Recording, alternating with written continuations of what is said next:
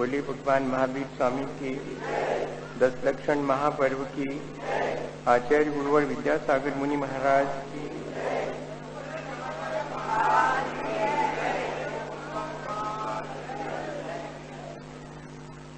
हम सभी लोग 10 लक्षण पर्व में अपने जीवन को अच्छा बनाने के लिए जो 10 धर्म हैं उन पर विचार कर रहे हैं।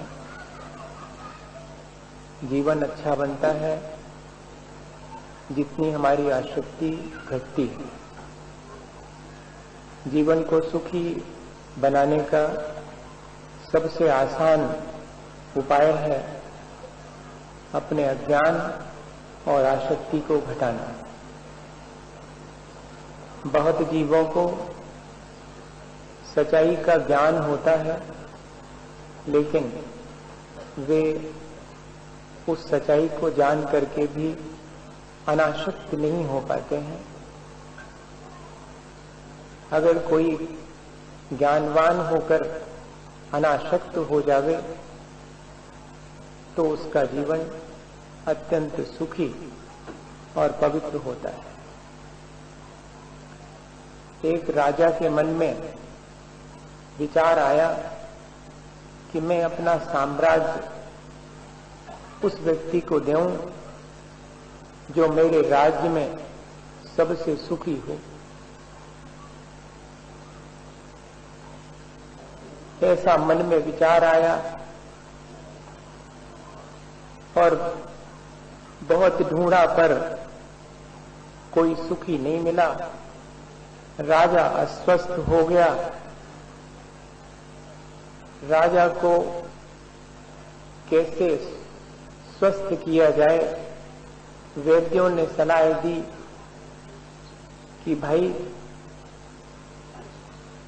इस राज्य में जो भी सुखी व्यक्ति है उसकी पोशाक ला करके राजा को पहनाई जाए तो राजा सुखी होगा। अब पहले ही सुखी व्यक्ति की खोज थी और अब तो राजा अस्वस्थ है तो और खोजबीन की गई और उसकी पोशाक भी चाहिए। जिसको भी पूछो कि आप ही हो तो वो कहता कि और तो सब सुख हैं, लेकिन किसी के बेटे का सुख नहीं है, किसी को संपत्ति का सुख नहीं है, किसी को घर और मकान का सुख नहीं है, किसी को शरीर अस्वस्थ रहता है इसलिए शारीरिक सुख नहीं मिला। सबके कोई ना कोई दुख लगा हुआ है, सुखी कोई नहीं है। बहुत ढूंढा, जंगल में एक व्यक्ति पेड़ के ऊपर बैठा बांसुरी बजा रहा है। सैनिकों को लगा कि लगता है ये बहुत निश्चिंत और सुखी है, पूछा जाए इससे। तो उससे पूछा कि भाई तुम सब प्रकार से सुखी हो? उसने कहा हमें तो सब प्रकार का सुख है। कहती तुम्हें किसी बात की कोई कमी या दुख नहीं है? कहते नहीं, हमें किसी बात की कोई कमी और दुख नहीं है। तो उनको लगा कि चलो अच्छा हुआ, अब राजा स्वस्थ हो जाएंगे, इसकी पोशाक ले लेवें। तो जब उससे कहा कि तुम अपनी पोशाक दो तो वो तो अकेली एक लंगोट पहने था, उसके पास तो पहनने की पोशाक ही नहीं थी। जब मैंने ये घटना पढ़ी तो मुझे लगा कि ये संदेश देने के लिए किसी ने घटना लिखी है कि सुखी तो संसार में ही है जो जितना अनासक्त है। हमारी अपनी आसक्ति हमें दुख में डालती है। हमारा यहाँ कुछ है नहीं, लेकिन सब कुछ मेरा है, यह जो भाव है वही मेरे लिए दुख का कारण। मैं और मेरेपन के भाव से जो ऊपर उठ जाता है उसी को आकिंचन धर्म प्राप्त होता है। ना किंचनम अकिंचनम, अकिंचनस्य भावो आकिंचन्यम। पूज्यपाद आचार्य महाराज व्याख्या करते हैं आकिंचन धर्म की, तो कहते जिसके भीतर ये भाव उत्पन्न हो गया है कि किंचित यानी रंच मात्र भी मेरा नहीं है, ऐसा जो भाव है वही आकिंचन धर्म है। अपन तो संसार में कभी भी मैं और मेरेपन के भाव से ऊपर उठ ही नहीं पाते। सुबह से शाम तक अपने पराये का खेल चलता रहता है और उसी अपने पराये के खेल में हम उलझे रहते हैं। यहाँ न कोई अपना है न कोई पराया है, ये तो सिर्फ मेरा भ्रम या कि मेरी अपनी मान्यता है। और उस भ्रम के चलते ही, उस अज्ञानता के चलते ही हम यहाँ अपने पराये का भेद खुद उत्पन्न करके अपने के मिल जाने पर, संयोग होने पर अत्यंत प्रसन्नता का अनुभव करते हैं, वियोग होने पर तज्जन्य पीड़ा भोगते हैं और पराये व्यक्ति के प्रति उसके संयोग होने पर भी पीड़ा महसूस करते, उसके वियोग होने पर हर्ष महसूस करते। यह संयोग वियोग भी इसी मैं और मेरेपन के कारण उत्पन्न होने वाला भाव है और उसी से हमारे अंदर अहंकार और ममकार उत्पन्न होता।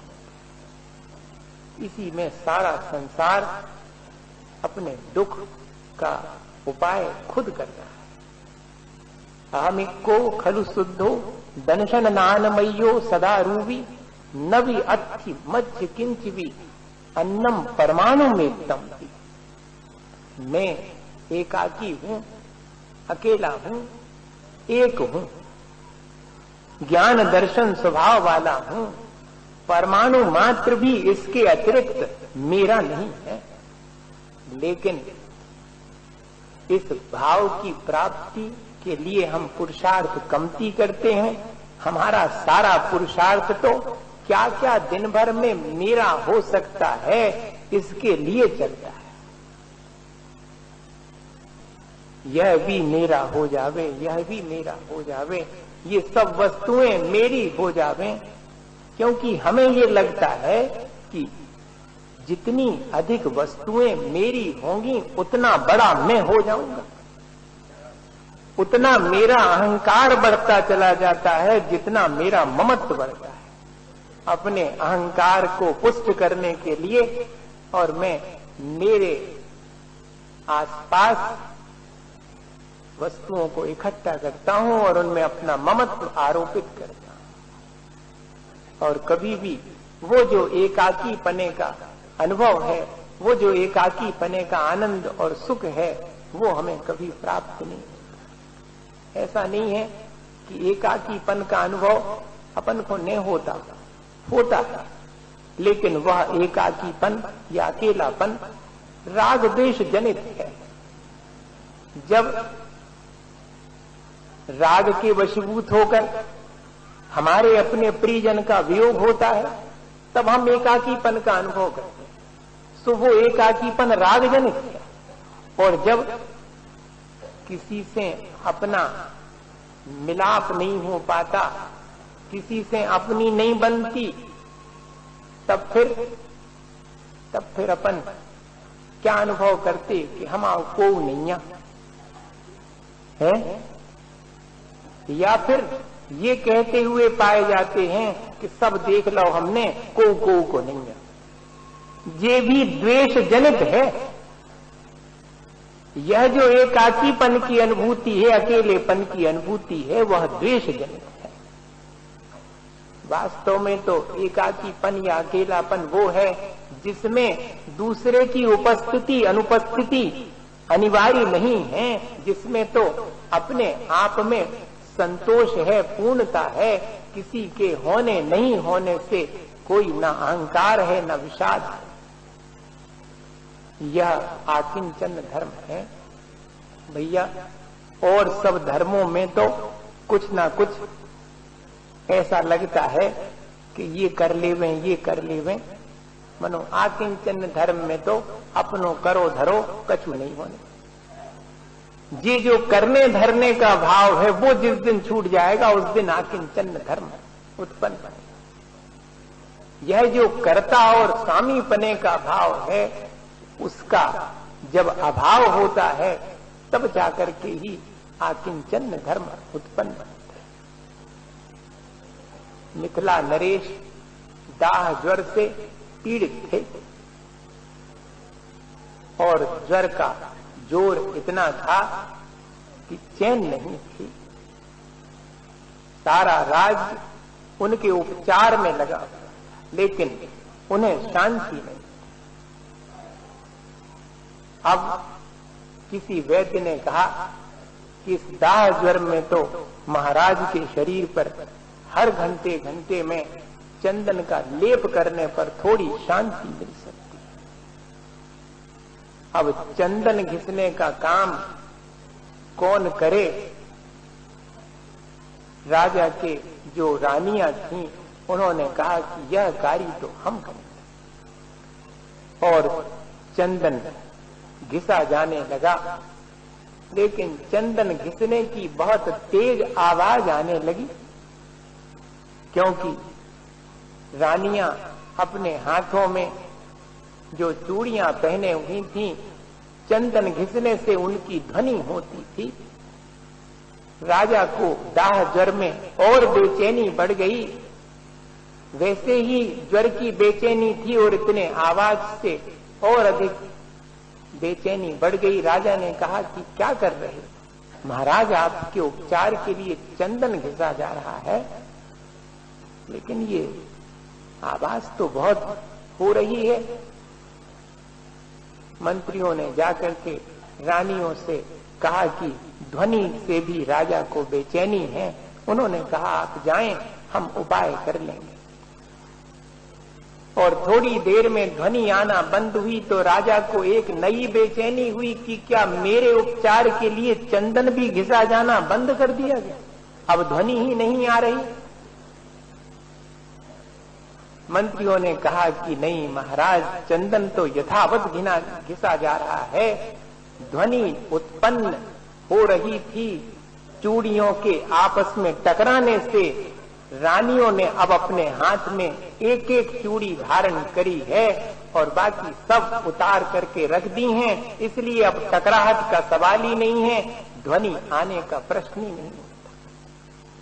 बस इतनी सी बात उस दाह ज्वर के बीच भी राजा को बोध उत्पन्न करा के चली गई। अरे मेरे संताप का एक ही कारण है, मेरे भीतर जब तक ये मेरे तेरेपन की टकराहट है तब तक मैं दुख ही उठाता रहूंगा। अगर इस दाह ज्वर से मुक्त हो गया तो मैं उसी क्षण पानी पात्र में भोजन करूं और एकाकी विचरण करूं। ये मन के भीतर संकल्प उत्पन्न हो गया और दाह ज्वर की वेदना कर्मों की निर्जरा होने से और भावों की विशुद्धि बढ़ने से धीरे धीरे शांत हो गया। सुबह की उगते सूरज की रोशनी में महाराज अत्यंत स्वस्थ थे। स्वस्थ ही क्या, प्रसन्न भी थे। सबसे विदा लेकर के और उन्होंने अकिंचन धर्म को जीवन में अंगीकार करने के लिए मोक्ष मार्ग अंगीकार कर लिया। भाई ये अकिंचन धर्म तो ऐसा ही है जिसमें कि हम अपने पराये के भेद से, मैं और मेरेपन के भाव से, यहाँ कुछ भी मेरा है इस तरह के भ्रम से जब ऊपर उठ जाते हैं तब यह आकिंचन धर्म हमारे जीवन में उत्पन्न होता है।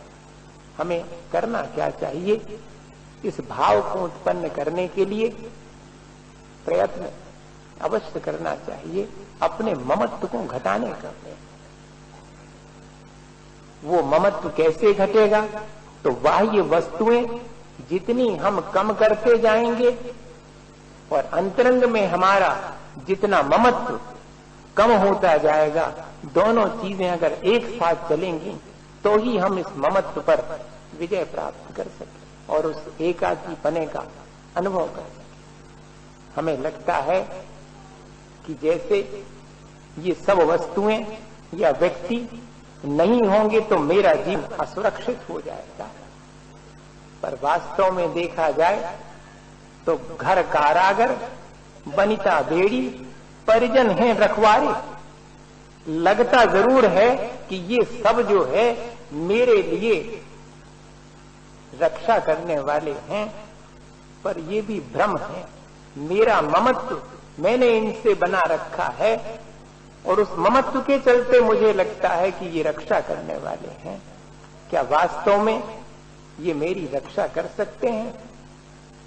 मृत्यु के समय सब असहाय होकर के हाथ पे हाथ रखे, हाथ बांधे खड़े रह जाते हैं और जाने वाला जीव प्रस्थान कर जाता है।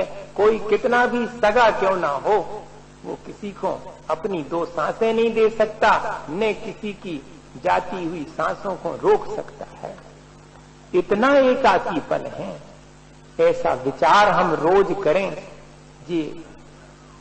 पारय भावना में अपन एकत्व भावना का जब चिंतन करते हैं तो उसमें भी यही बात आती है कि शुभ अशुभ कर्म फल जेते, भोगे जिय एक ही तेते।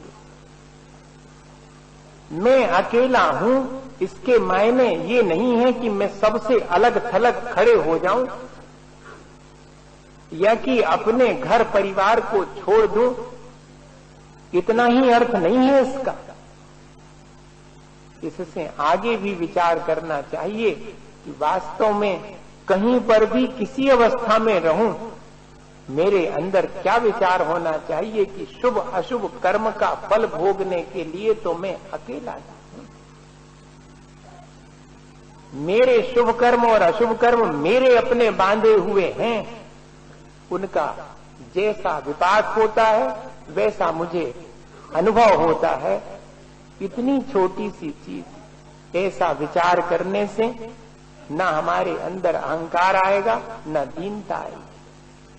हमारा ममत्व धीरे धीरे घटता चला जाए। ऐसी साधना, एकाकी पने की भावना अपन तो आसानी से भा सकते हैं। साधना करने वाले साधना करते हैं, पर जो साधना नहीं कर पाते वे भावना तो भा ही सकते हैं कि ठीक तो है। मैं दूसरे को अपने अशुभ कर्म के उदय में दोषी ठहराता हूं कि इसने मेरा ये बिगाड़ कर दिया। अरे मेरे असाता के उदय में मेरा बिगाड़ हुआ है, दूसरे ने क्या कर दिया, मैं व्यर्थ ही संक्लेश करता हूं। इसी तरह से कोई अगर मुझे सांसारिक सुख सुविधाएं जुटा देता है तो वह भी मेरे साता के उदय में ही हुई हैं। दूसरे ने तो सिर्फ उसमें सहयोग किया है। ऐसा विचार आने पर मन में अहंकार और दीनता नहीं आती। इन भावों से बचने का यही उपाय है। विचारवान होना चाहिए और ठीक दिशा में हम इस तरह अगर विचार करें और भावना भाएं। एकाकी पने का अर्थ ये भी नहीं है कि सबसे हम क्या कहते कि कट्टी कर ले। हाँ, ऐसा अर्थ भी नहीं है कि भैया सबसे आपको उसे नहीं, हमें कचू नहीं लेने देना। ऐसा नहीं है एकाकी पने का। एकाकी पने का तो आशय यही है कि सबके बीच रह करके अत्यंत प्रेम पूर्वक अपना जीवन जीते, किसी को शिकायत नहीं करते, समता भाव रख करके जीवन जीते हैं, हर्ष विषाद के बीच भी। वास्तव में वो है एकाकीपना। ऐसी साधना अपन चाहें तो कर सकते हैं, भावना भी भाना चाहें तो भा सकते हैं। एक छोटा सा उदाहरण दे करके इस धर्म के बारे में मैं इतनी ही बात जानता हूं, इतनी ही करता हूं। इससे अधिक अनुभव की चीजें हैं और अनुभव में ही वे अनुभव करके ही जानी जा सकती हैं। कथन में तो कितनी सीमा है हमारी कहने की। बात तो इतनी ही है कि संसार में मैं अपने पराये के खेल में ज्यादा ना उलझूं, मैं कर्ता भोक्ता और स्वामी बने के भाव से बचूं, मैं अहंकार और ममकार न करूं। यहाँ इस संसार में जीऊं तो हर्ष विषाद ना करके और प्रेम से समता भाव से जीऊं। जैसे कि एक दिन किसी के साथ सफर में व्यतीत करते हैं तो कैसा वो दिन व्यतीत होता है, उसकी खोज खबर लेते हैं, उसके सुख दुख की पूछ लेते, अपने सुख दुख की कह देते, उसका स्टेशन आ जाता सो वो उतर जाता, अपना आ जाता सो अपन उतर जाते हैं, ने ऊधो को लेने ने माधो को देने। अब बताओ, किसी से अपना कोई ज्यादा देर का संबंध नहीं है, कब किसको उतरना पड़ेगा, कहाँ किसके सांस रुक जाएगी, ऐसा विचार अगर बना रहे तो मन में बड़ा संतोष और बड़ी निर्मलता आएगी संसार के प्रपंच में। फिर हम ज्यादा नहीं उलझेंगे और आसानी से संसार में अपना जीवन व्यतीत करके और अपना कल्याण कर सकेंगे। उदाहरण बहुत छोटा सा है। एक राजा साहब के मन में अपने कल्याण की बात आई तो साधु जी के पास पहुंचे और कहा कि महाराज मुझे अपने कल्याण का मार्ग बताएं। उन्होंने कहा राजन आप एकाकी हो करके आओ तो बताऊं, क्योंकि राजा साहब तो अपने पूरे सेना के साथ शाही ठाठबाट के साथ महाराज के पास आए थे। अपन को इसमें एक चीज और यह भी कर लेनी चाहिए कि जैसे अपन भगवान के दर्शनों को जाते हैं तो उस समय अपने मन में क्या भाव रहता है, मैं ऑफिसर हूं या कि मैं बड़ा व्यक्ति हूं या कि मैं बहुत गरीब हूं, दीनहीन हूं। ऐसे कितने प्रकार के भाव दर्शन करते समय अपने मन में रहते हैं। वे सब भाव भी पर्यायगत हैं, वे सब संयोगी भाव हैं, वो मेरा स्वभाव नहीं है। भगवान के सम्मुख में इस भाव से भी मुक्त हो सकूं। महाराज का आशय यही था कि एकाकी हो करके आओ। राजा साहब जो है, मैं सोचा कि ठीक बात है, अभी तो मैं सबके साथ आया हूं। तो थोड़े दिन के बाद राजा साहब फिर आए। अब की बार राजा साहब अकेले ही थे और जब बाबा जी के पास पहुंचे और जाके कहा कि महाराज अब तो मैं अकेला आया हूं, अब मुझे मेरी शांति का उपाय बताओ। कहने अबे भी भीड़ बहुत है तुम्हारे साथ। अरे अब तो कोई नहीं है, आगे पीछे देखा कोई को नहीं लेके आए भाई। अब कहना ये चाह रहे थे महाराज कि अभी भी भीतर में यह भाव शेष है कि मैं राजा था और मेरा इतना वैभव था। इस भाव से भी मुक्त होकर के आओ। अब राजा साहब ने कहा कि ठीक है, क्योंकि राजा की ड्रेस पहन करके आए हैं, साफ साफ दिखाई पड़ रहा कि अभी भी अपने को राजा मान रहे। जब तो ड्रेस पहने, सब मुकुट लगाए, सब आए, भले ही अकेले आए, मनो भीतर तो अब है बहुत प्रकार के भाव हैं। तो अब की बार राजा सामान्य से वस्त्र धारण करके 2-4-10 दिन में अपना मुकुट, राज मुकुट किसी को दे करके, बच्चे को उत्तराधिकारी बना करके, सब शाही पोशाक छोड़ करके फिर आए। जैसे ही साधु जी के पास में पहुंचने लगे, साधु जी ने शाम तो होने वाली थी और अपनी झोपड़ी का दरवाजा बंद कर दिया। अब राजा साहब अत्यंत व्यथित हुआ। जिसके लिए, जिसकी शरण के लिए मैं अपना राज वैभव और यहां तक कि माथे पर लगा हुआ मुकुट भी, राजपाट सब मैंने छोड़ा। मैं इतना दीनहीन होकर के जिनकी शरण में आया, उन्होंने ही मुझे शरण देने से इनकार कर दिया, दरवाजा बंद कर दिया। अत्यंत व्यथित हुए। थोड़ी देर को तो मन व्यथित हुआ। झोपड़ी के सामने जो वृक्ष था उसके नीचे जाकर के बैठ गए। अब वापस भी लौटा नहीं जा सकता। लौट करके क्या करेंगे? राजपाट ही नहीं, हमने तो अपने हाथ से और अपना अधिकार भी छोड़ दिया है राजपाट का। अब जाना भी ठीक नहीं।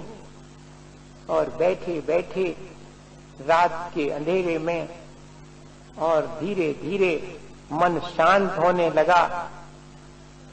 निश्चिंतता आने लगी कि ठीक है, सचमुच यहां पर कोई किसी का नहीं है। अपने सुख दुख का मुझे ही वेदन करना है, अनुभव मुझे ही करना है। और परिणाम शांत होते गए। सुबह सुबह राजा साहब देखते हैं कि झोपड़ी का दरवाजा खुला, बाबा जी खुद उठ करके झोपड़ी से बाहर आकर राजा के पास आ रहे हैं। बहुत गदगद हो गए राजा, चरणों में माथा झुकाया बाबा जी के और कहा कि महाराज, अब मैं कह सकता हूं कि सचमुच मैं एकाकी होकर के आपके चरणों में आ गया हूं। महाराज ने उनको स्वीकार कर लिया। शांति का मार्ग बताने की अब आवश्यकता नहीं रही, क्योंकि शांति तो स्वतः ही प्राप्त हो गई। भाई, यही मार्ग है जिसमें हम जितना कमती हर्ष विषाद करें, जितनी हम समता भाव रख सकें, एकाकी पने का जितना हम अनुभव करके अपने सुख दुख की जिम्मेदारी स्वयं की माने, अगर ये अभ्यास हम कर सकें, ये भावना हमारे अंदर हो, तो ये आकिंचन धर्म हमारे जीवन को सुख और शांति देने में निमित्त बन सकता है, हमारे कल्याण में ये कारणभूत है। इसी भावना के साथ आज अपन नमोकार मंत्र करते हैं कि हम समस्त पर भावों से मुक्त होकर के अपने ममकार को घटा